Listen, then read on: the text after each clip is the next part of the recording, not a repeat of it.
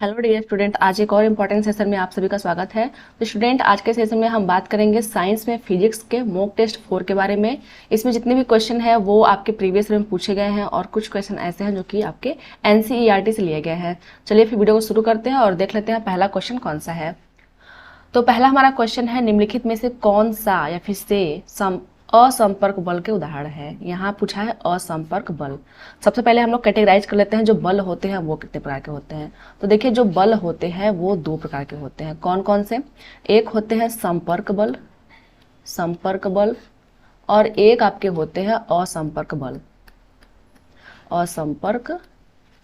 बल। जैसा नाम इंडिकेट कर रहा है, संपर्क बल मतलब ये होता है कि ऐसा बल जिसमें हम लोग को संपर्क करने की आवश्यकता होती है। और इसमें असंपर्क बल में ऐसा होता है कि इसमें हम लोग संपर्क नहीं करेंगे, फिर भी जो फोर्स है वो काम करता है। अब जो संपर्क बल होता है उसके जो उदाहरण है वो है आपके, पहला एग्जाम्पल हम लोग लिखें तो ये आपका हो जाएगा पेशीय बल।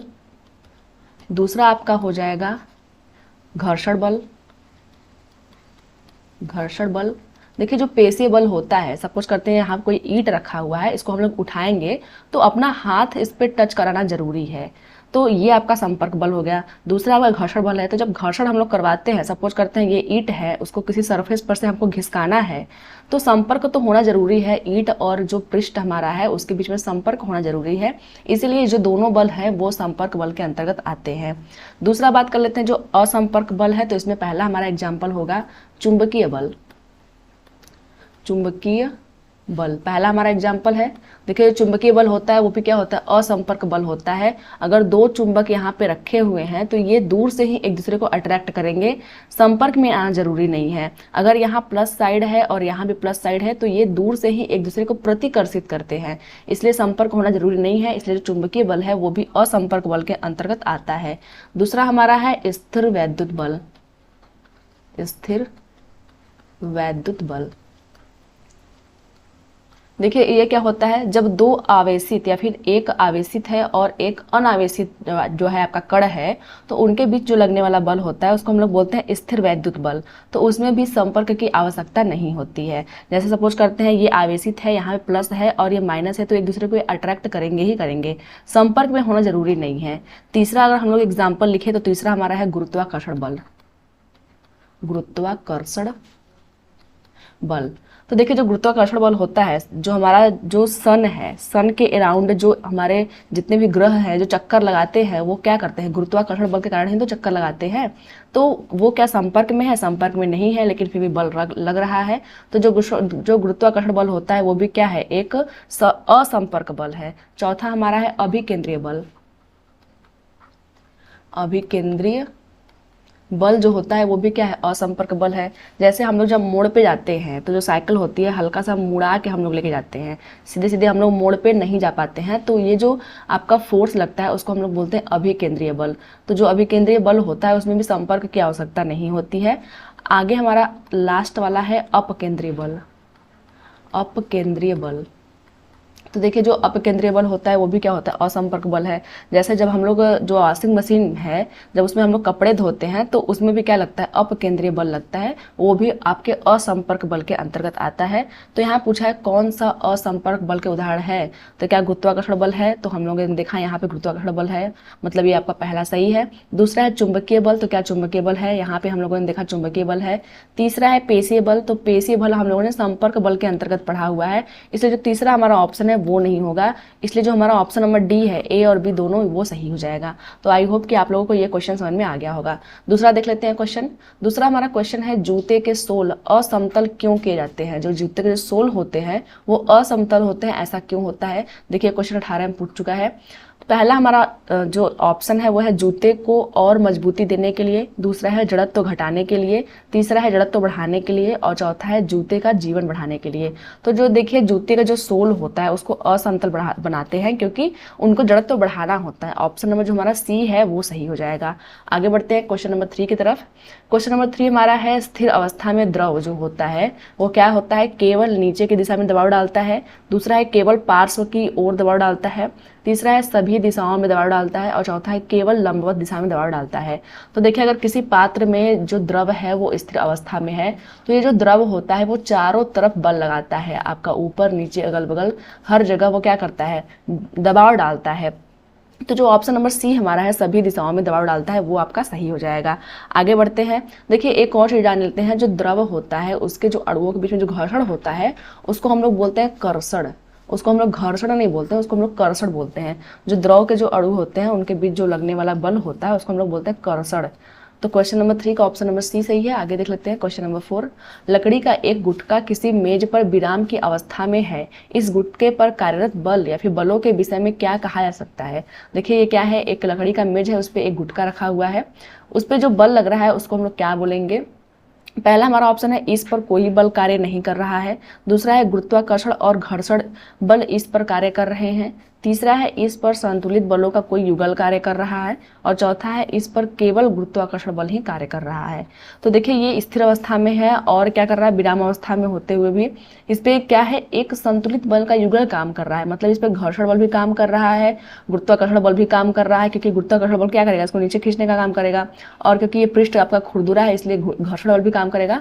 तो हम लोग बोलेंगे इस पे संतुलित बलों का एक युगल काम कर रहा है, मतलब ऑप्शन नंबर जो सी हमारा है वो सही हो जाएगा। आगे देख लेते हैं क्वेश्चन नंबर 5। क्वेश्चन नंबर 5 हमारा है एक पुस्तक मेज के तल पर विश्राम की स्थिति में पड़ी है, इस पर लग रहे बल या बलों के बारे में निम्नलिखित में से कौन सा कथन सत्य है। तो देखिए ये सेम क्वेश्चन है कि एक पुस्तक जो है वो मेज पे पड़ी हुई है, तो ये जो बल कार्य कर रहा है वो कौन सा है। पहला हमारा है इस पर संतुलित बलों का एक जोड़ा कार्य कर रहा है। दूसरा है इस पर केवल गुरुत्वाकर्षण बल कार्य कर रहा है। तीसरा है इस पर केवल घर्षण बल कार्य कर रहा है। और चौथा है इस पर कोई बल कार्य नहीं कर रहा है। तो देखिए जो ऑप्शन नंबर ए हमारा है वो सही हो जाएगा, इस पर संतुलित बलों का एक जोड़ा कार्य कर रहा है। क्वेश्चन नंबर 5 का ऑप्शन नंबर ए सही है। ये आपका 16 में पूछा गया है क्वेश्चन, आप लोग देख सकते हो। आगे देख लेते हैं क्वेश्चन नंबर 6। कोई 6 किलोग्राम का द्रव्यमान का पिंड किसी घर्षण रहित क्षैतिज पृष्ठ पर 3 मीटर प्रति सेकेंड की एक समान चाल से फिसल रहा है। इस पिंड को इस चाल से इसी सरल रेखा के अनुदिश गति कराने के लिए आवश्यक जो बल है वो कितना होगा। तो देखिए क्वेश्चन को हम लोग अच्छे समझते हैं कि यहाँ बोला है घर्षण रहित पृष्ठ है, और न्यूटन का पहला नियम ये बोलता है कि अगर कोई वस्तु स्थिर है तो वह स्थिर ही रहेगी, यदि गतिमान है तो गतिमान ही रहेगी जब तक उस पर कोई बाह्य बल ना लगाया जाए। तो अगर आपका बाह्य बल जो घर्षण बल है अगर वो काम ही नहीं कर रहा है, तो अगर वस्तु गतिमान है तो गतिमान ही रहेगी, तो उस पर कोई भी बल कार्य नहीं करेगा। तो यहाँ जितने भी आपके ऑप्शन है वो गलत हो जाएंगे। जो ऑप्शन नंबर डी है वो सही जाएगा, 0 न्यूटन बल कार्य करेगा, क्योंकि यहाँ पे क्या है, घर्षण नहीं है, इसलिए जो वस्तु है उसको सरकाने के लिए बल की आवश्यकता नहीं होगी, वो अपने आप सरकती रहेगी, इसलिए 0 न्यूटन बल कार्य करेगा। क्वेश्चन नंबर 6 का ऑप्शन नंबर जो डी हमारा है वो सही हो जाएगा। आगे देख लेते हैं। देखिए कुछ लोग क्या करेंगे, इसमें F बराबर ma वाला फॉर्मूला लगा देंगे और मल्टीप्लाई करके इन दोनों का आपका 18 न्यूटन कर देंगे, लेकिन आप लोग ध्यान दीजिएगा यहाँ घर्षण रहित बोला गया है। अगर घर्षण सहित होता तो आप लोग का जो आंसर होता वो 18 न्यूटन हो सकता था। आगे देख लेते हैं क्वेश्चन नंबर 7। उस बल का चयन कीजिए जो अनुपयुक्त किए जाने के ढंग से अन्य से भिन्न है। तो अन्य से भिन्न कौन सा है, स्थिर वैद्युत बल है, घर्षण बल है, गुरुत्वाकर्षण बल है, फिर चुंबकीय बल है। तो देखिए जो स्थिर वैद्युत बल है वो आपका असंपर्क के अंतर्गत आता है, गुरुत्वाकर्षण भी आपका क्या है, असंपर्क के अंतर्गत आता है, चुंबकीय बल भी आपका असंपर्क है, लेकिन जो घर्षण बल है वो आपका संपर्क बल के अंतर्गत आता है। यहाँ हम लोग पेशीय बल भी लिख लेते हैं, पेशीय बल भी क्या होता है आपका असंपर्क बल के, पेशीय बल भी क्या होता है आपका संपर्क बल के अंतर्गत आता है, इसलिए जो ऑप्शन नंबर बी है वो सही हो जाएगा। घर्षण और पेशीय बल संपर्क बल होते हैं, बाकी कौन से हैं, असंपर्क बल हैं। तो क्वेश्चन नंबर 7 का ऑप्शन नंबर बी सही है। आगे देख लेते हैं क्वेश्चन नंबर 8। लोहे के एक ठोस आयताकार गुटके को किसी मेज के शीर्ष पे विभिन्न फलकों को मेज से स्पर्श कराते हुए रखा गया है, विभिन्न प्रकरणों में लोहे का यह ठोस गुटका आरोपित करता है। तो यहाँ क्या कहा गया है कि एक मेज है, उसके शीर्ष पे क्या किया गया है, लोहे का एक ठोस टुकड़ा रखा गया है। तो बोल रहा है कि भिन्न भिन्न बल और भिन्न भिन्न दाब काम करेंगे। दूसरा है भिन्न भिन्न बल परंतु समान दाब रहेंगे। तीसरा है समान बल और समान दाब रहेंगे। चौथा है समान बल परंतु भिन्न भिन्न दाब रहेंगे। तो देखिए जब भी कोई चीज़ आपकी स्थिर अवस्था में होती है तो उस पर क्या होता है, समान बल होता है, लेकिन उसका दाब भिन्न भिन्न होता है। तो क्वेश्चन नंबर डी जो है जो क्वेश्चन नंबर 8 है उसका ऑप्शन नंबर जो डी है वो सही हो जाएगा। देखिए ये क्या होता है, जैसे मान लीजिए हम लोग अपने फिंगर पे कोई भी चीज़ रखते हैं तो वो क्या होता है, एक समय बाद वो हम लोग को ज़्यादा वजन लगने लगता है। उसका जो फोर्स है वो तो फोर्स क्या करता है, वो तो अपना फोर्स बराबर लगा रहा है, लेकिन वो क्योंकि किनारे पर रखा गया है इसलिए उसका जो दाब है वो भिन्न भिन्न लगता है, इसलिए वो हम लोग को कुछ टाइम के बाद वजन लगने लगता है। तो क्वेश्चन नंबर 8 का ऑप्शन नंबर जो डी है वो सही हो जाएगा। आगे देख लेते हैं क्वेश्चन नंबर 9। भारी बोझा उठाने वाले कुली सदैव अपने पास एक लंबा कपड़े का टुकड़ा रखते हैं। अपने सिर पर बोझ रखने से पहले वे इस कपड़ों को गोल चकती की आकृति में लपेटकर अपने सिर पर रखकर फिर बोझ रखते हैं, ऐसा क्यों करते हैं? देखिए जो कुली होते हैं वो क्या करते हैं, एक बहुत लंबा सा एक कपड़ा रखते हैं, फिर जब उनको बोझ उठाना होता है तो वो इस कपड़े को फोल्ड करके, इस प्रकार से फोल्ड करके एक चकती जैसा कुछ बनाते हैं और उसको अपने सर पे रख के फिर इसके ऊपर बोझ रखते हैं। ऐसा वो क्यों करते हैं, क्वेश्चन में ये पूछा गया है। तो पहला हमारा ऑप्शन है बोझ के प्रणोद घटा दे लेते हैं। दूसरा है संभावित चोट से अपने सिर का बचाव कर लेते हैं। तीसरा है अपने सिर से बोझ के संपर्क क्षेत्र बढ़ा लेते हैं। और चौथा है अपने सिर पर बोझ द्वारा लगाए गए बल को घटा लेते हैं। तो देखिए जो क्वेश्चन नंबर 9 है उसका जो ऑप्शन नंबर सी है वो सही हो जाएगा। अपने सिर के बोझ का जो संपर्क जो क्षेत्र होता है उसको बढ़ा लेते हैं। मतलब ये क्या होता है, सपोज करते हैं इंसान का जो सिर है वो इतना बड़ा है, अब जितना भी 5 kg का अगर सपोज करते हैं इस पे हम लोग को भार देना है तो वो क्या होगा, इतने ही एरिया में रहेगा, इसलिए उसको ज़्यादा वजन लगेगा। लेकिन अगर हम लोग कोई ऐसा चीज़ रख लेते हैं जिससे क्या होता है, सर का जो क्षेत्र होता है वो अगर बढ़ जाता है तो जो दबाव होगा वो सभी जगह पड़ेगा, इसलिए जो आपका बल होगा वो आपको कम महसूस होगा। इसलिए जो कूली लोग होते हैं वो क्या करते हैं, कपड़े को लपेट के अपने सिर पर रखते हैं ताकि जो उनका बल हो उसको कम महसूस हो, संपर्क क्षेत्र को बढ़ा लेते हैं। तो क्वेश्चन नंबर 9 का ऑप्शन नंबर जो सी है वो सही हो जाएगा। आगे देख लेते हैं क्वेश्चन नंबर 10। क्वेश्चन नंबर 10 है 5 के ग्रह द्रव्यमान का कोई पिंड किसी चिकने घर्षण रहित क्षैतिज पृष्ठ पे 10 मीटर प्रति सेकंड के नियत वेग से फिसल रहा है। इस पिंड को इसी वेग से गति कराने के लिए आवश्यक बल है। देखिए सेम क्वेश्चन है, जो आपका सीटेट है उसका ये फेवरेट क्वेश्चन होता है कि आपको कई डाटा दे देगा और वहाँ पे बोलेगा घर्षण रहित पृष्ठ है और आपसे क्वेश्चन पूछता है। तो इस क्वेश्चन का आंसर कितना होगा, क्या 250 न्यूटन होगा, 0 न्यूटन होगा, 500 न्यूटन होगा या फिर 50 न्यूटन होगा? तो मैंने आपसे कहा कि जो क्षेत्र है वो क्या है, घर्षण रहित है। तो जब न्यूटन का जब प्रथम नियम लगेगा तो न्यूटन का प्रथम नियम के अनुसार अगर वस्तु स्थिर है तो स्थिर ही रहेगी, गतिशील है तो गतिशील ही रहेगी जब तक उस पर कोई बाह्य बल कार्य न करे। तो घर्षण बल तो बाह्य बल है और वो कार्य नहीं कर रहा है, तो इसका मतलब जो वस्तु है वो अपना 0 न्यूटन बल पे, मतलब न्यूटन बल की आवश्यकता नहीं होगी, हमें कोई भी बल की आवश्यकता नहीं होगी, तो अपना फिसलेगा। तो ऑप्शन नंबर जो बी हमारा है वो सही हो जाएगा। क्वेश्चन नंबर 10 का ऑप्शन नंबर जो बी है वो सही हो जाएगा। अब कुछ बच्चे होंगे एफ बराबर एम ए वाला फॉर्मूला लगाएंगे और यहाँ पे 5 और 10 का मल्टीप्लीकेशन करके 50 कर देंगे, तो इससे आपका क्वेश्चन जो है उसका आंसर गलत हो जाएगा। तो क्वेश्चन नंबर 10 का ऑप्शन नंबर बी सही है। आगे देख लेते हैं क्वेश्चन नंबर 11। पदार्थ के संवेग और वेग के अनुपात से कौन सी भौतिक राशि प्राप्त होती है? तो देखिए जो संवेग होता है, संवेग जिसको हम लोग P से डिनोट करते हैं, वो इक्वल टू कितना होता है, द्रव्यमान इंटू वेग होता है। द्रव्यमान जिसको हम लोग m से डिनोट करते हैं इंटू वेग जिसको हम लोग v से डिनोट करते हैं। हम लोग बोल सकते हैं P बराबर mv। ये जो है आपका फॉर्मूला काफ़ी इंपॉर्टेंट है क्योंकि इससे क्वेश्चन बहुत ज़्यादा पूछे जाते हैं। तो यहाँ जो आपका बोला गया है कि संवेग और वेग अनुपात में है, मतलब संवेग और वेग जो है वो अनुपात में है, तो कौन सी चीज़ प्राप्त होगी? तो ऑब्वियसली हमें m प्राप्त होगा। m मतलब मास, मास मतलब द्रव्यमान प्राप्त होगा। तो क्वेश्चन नंबर 11 का ऑप्शन नंबर जो बी हमारा है वो सही हो जाएगा। आगे देख लेते हैं क्वेश्चन नंबर 12। क्वेश्चन नंबर 12 यहाँ पे है 500 के ग्रह द्रव्यमान की एक गाड़ी घोड़े द्वारा 400 मीटर प्रति सेकंड के त्वरण से खींची जाती है, घोड़े द्वारा लगाया गया बल होगा।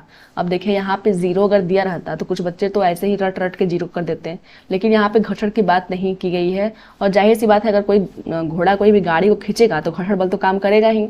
तो यहाँ पे हम लोग पूछा गया है बल कितना होगा। हम लोग बल बराबर जानते हैं, F बराबर जानते हैं द्रव्यमान गुणित त्वरण, मतलब F बराबर ma। अब F पूछा गया है हमारा, m का मान जो दिया गया है वो है 500 kg और जो a है उसका मान क्या है आपका 4 मीटर पर सेकेंड। इतना है तो F बराबर कितना हो जाएगा 2000 न्यूटन। ऑप्शन नंबर जो हमारा बी है वो सही हो जाएगा। देखिए यहाँ पे दिया है डाइन, जो बल का मात्रक होता है डाइन भी होता है, लेकिन जो हमारा एक डाइन होता है बराबर 10⁵5 न्यूटन होता है। हम लोग इसको भी याद रखेंगे क्योंकि एग्जाम में कभी भी पूछता है। एक डाइन इक्वल टू 10⁵5 न्यूटन भी होता है। तो क्वेश्चन नंबर 12 का ऑप्शन नंबर जो बी हमारा है वो सही हो जाएगा। आगे देख लेते हैं क्वेश्चन नंबर 13। घर्षण को बढ़ाया जा सकता है तेल का प्रयोग करके, सतहों पे नमी द्वारा, तीसरा है खुरदरी सतहों द्वारा और चौथा है इन सभी द्वारा। तो देखिए जो घर्षण बल होता है उसको अगर हम लोग खुरदरी सतह है तो उस पर ज़्यादा लगेगा। ऑप्शन नंबर जो सी हमारा है वो सही हो जाएगा। घर्षण को अगर कम करने की बात आती है तब हम लोग तेल या फिर मोबिल का यूज करते हैं और सतह की नमी को बढ़ाते हैं ताकि जो घर्षण बल है वो कम हो सके। तो क्वेश्चन नंबर 13 का ऑप्शन नंबर सी सही है। आगे देख लेते हैं क्वेश्चन नंबर 14। बल लगने के लिए कम से कम 2 वस्तुओं में अन्योन्य क्रिया होनी चाहिए। दूसरा है 3 वस्तुओं में अन्योन्य क्रिया होनी चाहिए। तीसरा है 4 वस्तुओं में अन्योन्य क्रिया होनी चाहिए और चौथा है उपयुक्त में से कोई विकल्प सही नहीं है। तो देखिए बल लगने में जो मिनिमम जो वस्तुओं की संख्या है वो कम से कम 2 होनी चाहिए, क्योंकि जब 2 वस्तुएं रहती हैं, सपोज करते हैं ये एक ईंट है तो इसको आपको हटाने के लिए, डिस्प्लेस करने के लिए बल लगाना पड़ेगा और बल लगाने के लिए आपको हाथ की आवश्यकता पड़ेगी या फिर हम हो सकता है किसी और चीज़ से इसको ढकेलें ताकि ये डिस्प्लेस हो जाए। तो कम से कम 2 वस्तुएं होने जरूरी है। यहाँ पूछा है कम से कम, तो कम से कम 2 वस्तुओं की अन्योन्य क्रिया होनी जरूरी है। बाकी 3, 4, 5 हो सकते हैं, उसमें कोई दिक्कत नहीं है। इसलिए क्वेश्चन नंबर 14 का ऑप्शन नंबर जो ए हमारा है वो सही हो जाएगा। आगे हमारा है निम्न में से संपर्क बल है। देखिए संपर्क बल और असंपर्क बल काफी ज्यादा पूछता है। तो पूछा गया संपर्क बल है तो क्या पेशीय बल संपर्क बल है? तो जी हाँ, हम लोगों ने पढ़ा है जो पेशीय बल होता है वो संपर्क बल के अंतर्गत आता है। दूसरा हमारा है घर्षण बल, तो क्या घर्षण करने में संपर्क की आवश्यकता होती है? तो बिल्कुल सही है, जो ऑप्शन नंबर जो बी हमारा है वो भी सही है। तीसरा है हमारा चुंबकीय बल, तो देखिए जो चुंबकीय बल होता है वो आपका होता है असंपर्क बल, असंपर्क बल होता है। और जो आपका स्टेटमेंट नंबर जो 4 है गुरुत्वाकर्षण बल, तो वो भी क्या होता है? असंपर्क बल के अंतर्गत ही आता है। तो जो 50 नंबर क्वेश्चन है उसमें हो जाएगा हमारा जो स्टेटमेंट नंबर पहला और दूसरा वो सही हो जाएगा। इसका मतलब ऑप्शन नंबर बी सही हो जाएगा। आगे देख लेते हैं क्वेश्चन नंबर 16। रॉकेट ईंधन के दहन से पैदा हुई गैस बाहर निकलती है और रॉकेट को ढकेलती है, इस उदाहरण में निहित है। पहला है जड़त्व का नियम और संवेग संरक्षण का नियम। दूसरा है न्यूटन का द्वितीय नियम और संवेग संरक्षण का नियम। तीसरा है न्यूटन का तृतीय नियम और संवेग संरक्षण का नियम। चौथा है केवल न्यूटन का तृतीय नियम। तो देखिए जब भी जो रॉकेट होती है, जो हमारा रॉकेट होता है उसमें क्या होता है? फ्यूल भरा हुआ होता है। तो जब भी ये फ्यूल भरा होता है तो दहन होता है और दहन से क्या होती है? गैसें बाहर निकलती हैं। तो ये क्या करती है? इसको फोर्स देती है आगे बढ़ने के लिए। तो वो क्या होता है? न्यूटन का तृतीय नियम यहाँ पे काम कर रहा है और संवेग संरक्षण का नियम कार्य कर रहा है। जो ऑप्शन नंबर सी हमारा है वो सही हो जाएगा। जो न्यूटन का प्रथम नियम है वो ये कहता है कि अगर कोई वस्तु स्थिर है तो स्थिर ही रहेगी, अगर गतिशील है तो गतिशील ही रहेगी जब तक उस पर कोई बाह्य बल ना लगाया जाए। न्यूटन का द्वितीय नियम कहता है कि जो बल होती है वो क्या होता है? द्रव्यमान और जो त्वरण होता है उसके गुणनफल के बराबर होता है। ये हमारा न्यूटन का द्वितीय नियम कहता है। लेकिन न्यूटन का तृतीय नियम क्या कहता है कि अगर हम लोग किसी वस्तु पे क्रिया करते हैं तो उसके बराबर और विपरीत प्रतिक्रिया होती है। जैसे हम लोग किसी दीवार पे जब धक्का लगाते हैं तो जो दीवार होता है वो भी क्या करता है? हमें धक्का देता है। तो न्यूटन का जो तृतीय नियम होता है वो होता है आपका संवेग संरक्षण का नियम और क्रिया प्रतिक्रिया का नियम है। मतलब किसी चीज पर हम लोग क्रिया करेंगे तो वो बराबर और विपरीत प्रतिक्रिया करेगा। तो क्वेश्चन नंबर 16 का ऑप्शन नंबर सी सही है। आगे देख लेते हैं क्वेश्चन नंबर 70। निम्न में से कौन सा घर्षण बल ज्यादा होता है? तो देखिए जो घर्षण बल होता है वो स्थैतिक भी होता है, सर्पी भी होता है और लोटनी भी होता है। पहले हम लोग बात करते हैं स्थैतिक घर्षण। तो देखिए जब कोई वस्तु है, स्थिर है और उसको इस तल पे घिसकाया जा रहा है तो क्या होगा? इसको हम लोग बोलेंगे स्थैतिक घर्षण। सर्पी घर्षण मतलब क्या होता है? जो वस्तु है वो किसी चिकने तल से सरक रही है। सपोज करते हैं जो वस्तु हमारी यहाँ पे है वो चिकने तल से सरक रही है, तो जो इस पे घर्षण बल लगता है उसको हम लोग बोलते हैं सर्पी घर्षण। तीसरा हमारा है लोटनिक घर्षण। मतलब अगर कोई वस्तु है, अगर उसको क्या किया जा रहा है? लुढ़काया जा रहा है। सपोज करते हैं ये गोला है, इसको क्या कर रहे हैं? हम लोग लुढ़का रहे हैं, लुढ़का के नीचे ला रहे हैं। तो ये जो बल आपका लगेगा वो होगा लोटनिक घर्षण बल। घर्षण बल तो तीनों में लग रहा है, एक को हम लोग सरका के ला रहे हैं, दूसरा आपका थोड़ा समतल तल है उस पर सरक रहा है, तीसरा आपका क्या है? गोल गोल होकर नीचे गिर रहा है, लोटनिक घर्षण। तो बोल रहा सबसे ज्यादा घर्षण बल कौन सा होगा? तो देखिए इसमें सबसे अधिक जो स्थैतिक जो घर्षण होता है सबसे ज्यादा होता है। ऑप्शन नंबर जो हमारा ए है वो सही हो जाएगा। किसी वस्तु को घसीटते हुए किसी खुरदरे पृष्ठ से आगे बढ़ाने में ज्यादा घर्षण बल लगता है। उसके बाद अगर बात करें तो सर्पी घर्षण होता है, क्योंकि ये क्या होता है? सरकते हुए आ रहा है। सबसे कम जो होता है वो होता है लोटनिक घर्षण, क्योंकि जो इसमें जो वस्तु होती है वो क्या होती है? घूमते हुए नीचे आती है, लुढ़कते हुए नीचे आती है। तो पहला आपका हो गया स्थैतिक, आप लोग इस सीक्वेंस को याद कर लीजिए। स्थैतिक सबसे ज़्यादा होता है, फिर आपका क्या होता है, सर्पी होता है, फिर आपका क्या होता है, लोटनिक होता है। आप लोग इस एग्जाम्पल से समझ गए होंगे, जो आपका एग्जाम्पल दिया गया आप लोग समझ गए होंगे। तो क्वेश्चन नंबर 70 का ऑप्शन नंबर जो ए हमारा है वो सही हो जाएगा। आगे बढ़ जाते हैं क्वेश्चन नंबर 18। इलेक्ट्रॉनों का नाभिक के चारों तरफ घूमना उदाहरण है। क्या वो चुंबकीय बल का उदाहरण है, अपकेंद्रीय बल का उदाहरण है, या फिर अभिकेंद्रीय बल का उदाहरण है, या गुरुत्वाकर्षण बल का उदाहरण है। तो देखिए जो इलेक्ट्रॉन होते हैं वो नाभिक के चारों तरफ घूमते हैं, उसका जो मेन रीजन है वो है अभिकेंद्रीय बल। ऑप्शन नंबर जो हमारा सी है वो सही हो जाएगा। जो हमारा नाभिक होता है वो क्या होता है, पॉजिटिव होता है। इसमें क्या होता है, प्रोटॉन और न्यूट्रॉन होते हैं, लेकिन जो इलेक्ट्रॉन होते हैं वो निगेटिव होता है। और क्या होता है, इसके चारों तरफ ये घूमता रहता है। तो वो किस वजह से होता है, अभिकेंद्रीय बल की वजह से होता है। आगे देख लेते हैं क्वेश्चन नंबर 19। पहाड़ों पर खाना बनाने में कठिनाई होती है क्योंकि। जब भी पहाड़ों पर हम लोग खाना बनाते हैं तो उसमें कठिनाई होती है, क्यों होती है। पहला हमारा है दाब कम होने से पानी का क्वथनांक कम हो जाता है। दूसरा है दाब अधिक होने से पानी का क्वथनांक अधिक हो जाता है। तीसरा है दाब कम होने से पानी का क्वथनांक अधिक हो जाता है। और चौथा है दाब अधिक होने से पानी का क्वथनांक कम हो जाता है। तो देखिए सबसे पहला चीज ये होता है कि खाना पकाने में अगर क्वथनांक अधिक है तो हमारा खाना जल्दी पकेगा। तो जितने भी हैं क्वथनांक अधिक हो जाता है, पहला हम लोग उसको एलिमिनेट कर लेते हैं। यहाँ पे है क्वथनांक अधिक हो जाता है और यहाँ भी है क्वथनांक अधिक हो जाता है। तो जब भी क्वथनांक अधिक होगा तो हमारा जो खाना होगा वो आसानी से पक जाएगा, इसलिए जो ऑप्शन नंबर बी और सी है वो गलत हो जाएगा। पहला है दाब कम हो जाता है और दूसरे में दिया है दाब अधिक हो जाता है। तो देखिए जब भी हम लोग पहाड़ों पे जाते हैं तो जो दाब होता है वो कम हो जाता है, जिसकी वजह से जो खाना हमारा होता है वो देर में पकता है। तो क्वेश्चन नंबर 19 का ऑप्शन नंबर जो ए हमारा है वो सही हो जाएगा। दाब कम होने से क्या होता है, क्वथनांक कम हो जाता है। क्वथनांक कम होगा तभी तो खाना बनाने में कठिनाई होगी, खाना हमारा देर से पकेगा। इसलिए क्वेश्चन नंबर 19 का ऑप्शन नंबर जो ए है वो सही हो जाएगा। आगे देख लेते हैं क्वेश्चन नंबर 20। तरल पदार्थों द्वारा लगाए गए घर्षण बल को कहते हैं। जो तरल पदार्थ जो अपने अणुओं के बीच में जो बल लगाते हैं वो जो घर्षण बल है उसको हम लोग क्या बोलते हैं। पहला है अपकर्षण, दूसरा है कर्षण, तीसरा है अघर्षण और चौथा है मंदन। तो देखिए मैंने आपको पहले ही क्वेश्चन बताया था कि जो तरल पदार्थ होते हैं उनके अणुओं के बीच में जो घर्षण बल लगता है उसको हम लोग बोलते हैं कर्षण। ऑप्शन नंबर जो बी हमारा है वो सही हो जाएगा। तो फ्रेंड्स ये तो थी आज की वीडियो। आई होप कि आज की वीडियो आपको पसंद आई होगी। वीडियो को कैसा लगा जरूर बताइएगा। मिलते हैं फिर किसी वीडियो में, तब तक के लिए धन्यवाद।